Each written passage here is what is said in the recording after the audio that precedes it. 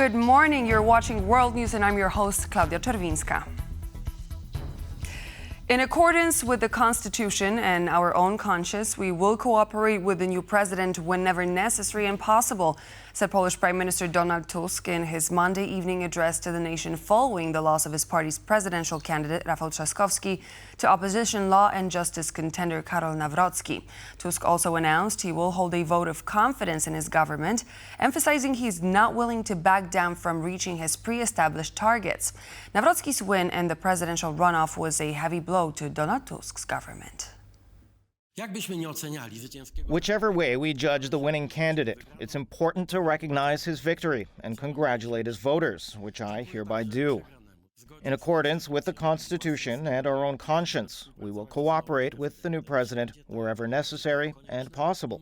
A contingency plan assuming a difficult habitation is in place. It's difficult to assume in advance what the new president's attitude will be. If he shows a willingness to cooperate, it will be a positive surprise to which we will respond with full openness. This plan will require unity and courage from the entire coalition. The first test will be a vote of confidence, which I will ask the same for in the near future. I want everyone to see, including our opponents at home and abroad, that we are ready for this situation, that we understand the seriousness of the moment, but that we are not going to take a step back. To all those who voted for Rafał Trzaskowski, I say today, let's move on. I know how you feel, but let's remember we agreed on a big thing, requiring strength, perseverance, and perhaps more time than we would have liked. Polish President-elect Karo Navroski took to social media to promise he will be the leader of all Poles. His post came in reply to his opponent, Civic Coalition's Rafał Trzaskowski, reminding Nawrocki his victory is not only a triumph, but also a contract with the country. Poland is our common responsibility, and choosing the head of state is a festival of democracy that our forefathers fought for. The President of Poland represents all the people of the country, and I promise to be a president to all of us. Thank you, Rafał, for standing in this great contest for the highest office in our beloved homeland. You can rest assured that I will always put Poland and its people first. Karol Nawrocki was plucked from political obscurity to run on a right-wing ticket for the opposition Law and Justice Party. Now, partners across Europe and the world want to know what the next president of Poland will stand for when his term begins in August. Here's a look into the future of Nawrocki's palace. This is Poland's next president, a right-wing historian with a Hollywood smile. Mr. Nawrocki, do you believe you can still win the election? Yes, still, I will. Handpicked from the political wilderness by the opposition Law and Justice Party, his campaign imitated Donald Trump's rallying against the old world order, and it is this platform of national sovereignty and a deep skepticism of the European Union that will likely underpin Nawrocki's term in the presidential palace. It's really the guy who is a sort of accidental politician in many ways. I don't think even Law and Justice knows what he's gonna do, and he is very far right, very anti-Ukrainian. At the heart of this election has been a paralysing cohabitation between outgoing President Andrzej Duda, a Law and Justice ally, and Prime Minister Donald Tusk. The President is the Commander-in-Chief of the Polish Armed Forces, represents the country on the world stage through state visits, and must give the green light to new ambassadors or military generals. They also have a veto power, which Duda has used to stall the coalition government's proposed reforms, a pattern that is set to continue under Nawrocki.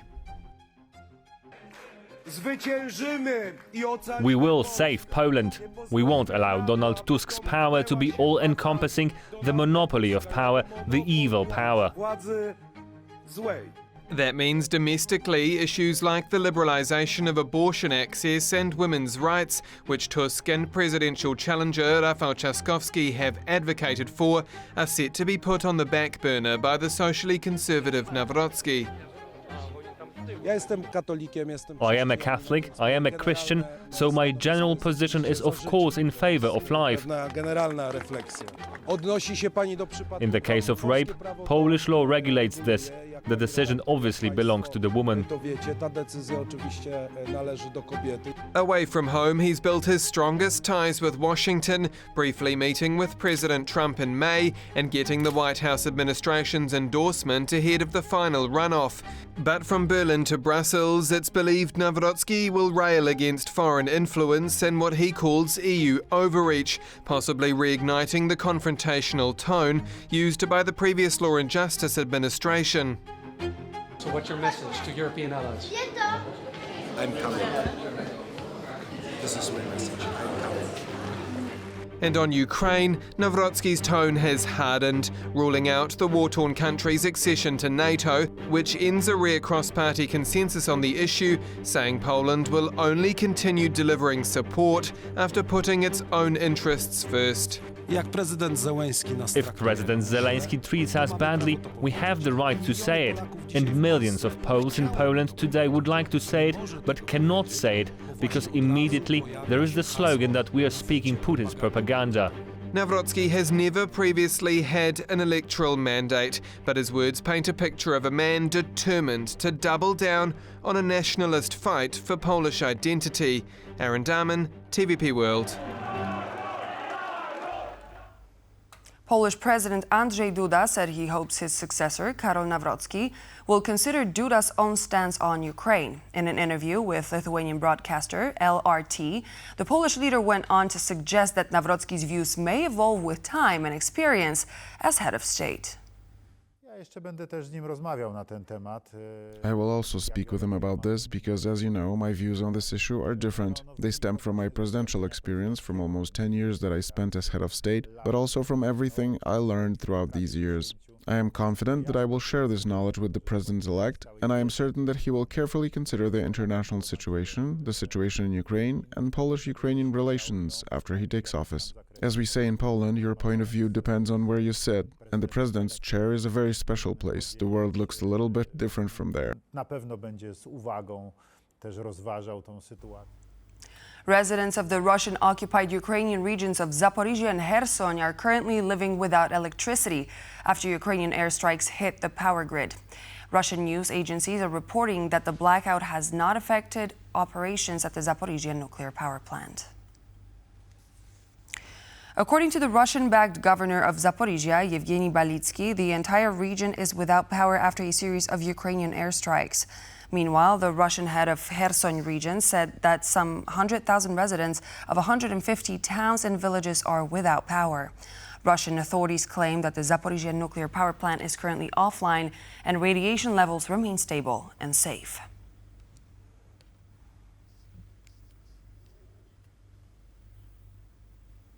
Ukraine and Russia have agreed to another large-scale prisoner swap after their second round of direct talks in Istanbul. But the warring sides still seem very far apart when it comes to a peace deal. The head of the office of the President of Ukraine, Andriy Yermak, said Russia is determined to continue fighting. He also called for more sanctions to be urgently imposed on Moscow. Our correspondent, Alex Kadie, is in Istanbul. Well, the meeting itself was a rather short affair. It only lasted an hour, but the head of the Russian delegation, Vladimir Medinsky, and Rustem Umerov, the defense minister of Ukraine, on leading the Ukrainian side, met ahead of the full delegations for 2.5 hours. So clearly, some discussions were happening behind the scenes between the two men. Now, we know the outcome of this meeting was what could end up being one of the largest prisoner exchanges since the start of the full-scale invasion. All individuals under 25 years old, as well as those severely ill soldiers, will be returned to their homeland. And we heard from Rustem Umerov about that exchange. Let's have a listen to what he said. We agreed to focus on specific categories rather than numbers.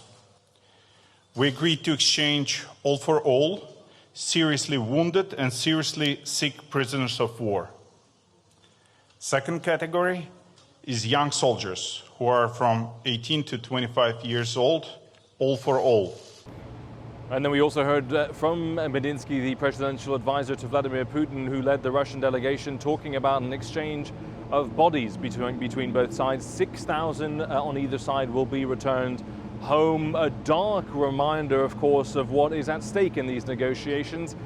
And certainly that road to peace seems no shorter than it was last time we were here reporting on these talks. We have seen a Russian delegation not budging an inch from its proposals, wanting the recognition of the territories it has occupied from Ukraine and wanting effectively Ukraine to demilitarize, to remove its forces from Ukrainian territory, to refuse all external aid from its European and North American partners, and effectively to put itself in a position where it could very easily be invaded again, something that is a non-starter. Of course, for the Ukrainian side, that lack of flexibility from the Russian side, and certainly demands on the Ukrainian side that the Russians deem unacceptable, means that for now it appears that these peace talks are just that, and that progress is still very far away.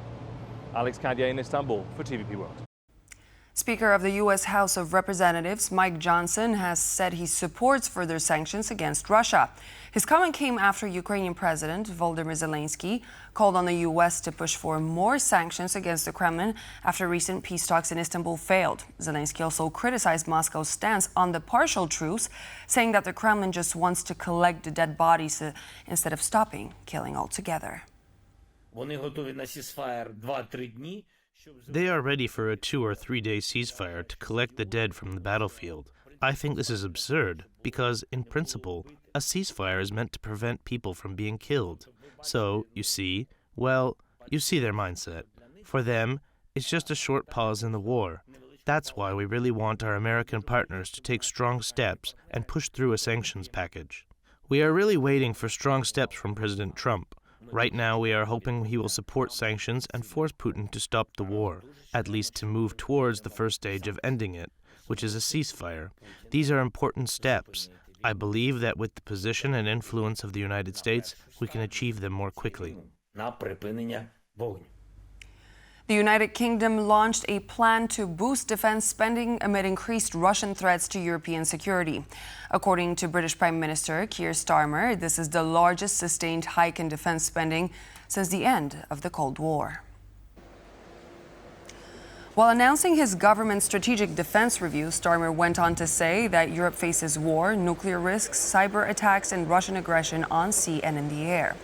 The plan sees an increase in weapons spending by £1.5 billion and a £15 billion investment into the British nuclear warhead program. Apart from increases in military spending, the review recommends the introduction of new equipment and systems, including jets capable of launching tactical nuclear weapons.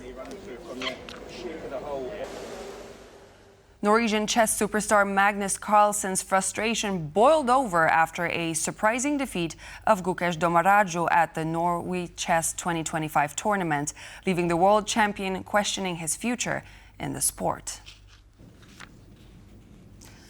Carlson's loss was marked by a shocking outburst captured on camera as he banged the table in frustration.